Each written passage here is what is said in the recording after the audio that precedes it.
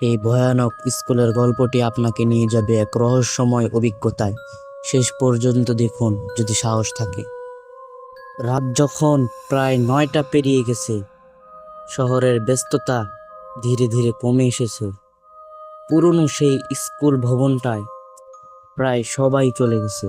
শুধু দ্বিতীয় তলার একটি প্রাইভেট ক্লাস রুমে বসেছিল রাহাত। সামনে পরীক্ষা, তাই সে একটু বেশি সময় নিয়ে পড়ছিল। ক্লাসরুমের টেবিল ছড়িয়েছিল বই, খাতা আর একটা পানির বোতল। বাইরে ক্যারিডোরটা অদ্ভুতভাবে নীরব। মাঝে মাঝে দূরের কোনো কুকুরের ডাক শোনা যাচ্ছিল। ঘরের ভেতরের টিউবলাইটটা হালকা শব্দ করে জ্বলছিল। রাহাত বইয়ে চোখ রেখেই পড়ছিল, কিন্তু তার মনে হচ্ছিল কেউ যেন ক্যারিডোর দিয়ে হাঁটছে। সে মাথা তুলে দরজার দিকে তাকালো, কেউ নেই।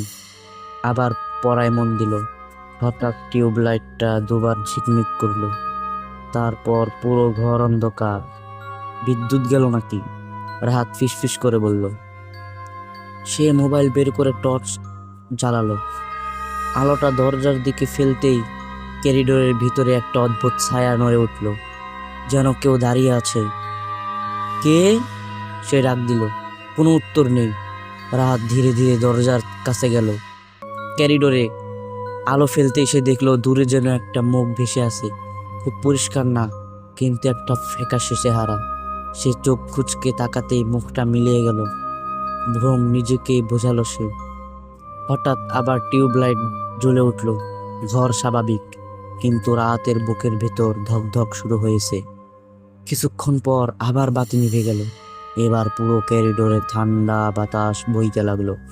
রাহাত টর্চ জ্বালিয়ে বাইরে তাকালো, আর এবার সে যা দেখলো তাতে তার শরীর জমে গেল। করিডোরের মাঝখানে একটার পর একটা ছায়াময়ী মুখ ভেসে বেড়াচ্ছে।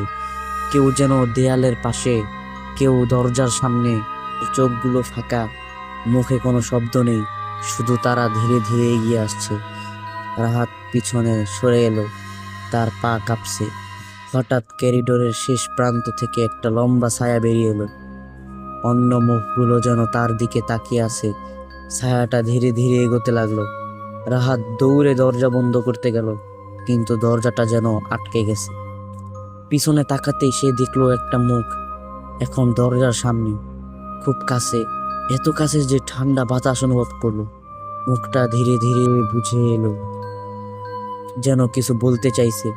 ঠিক তখন ওই টিউবলাইট জ্বলে উঠল। সবকিছু অদৃশ্য, ক্যারিডোর খালি। রাহাত দম নিল, সব স্বপ্ন।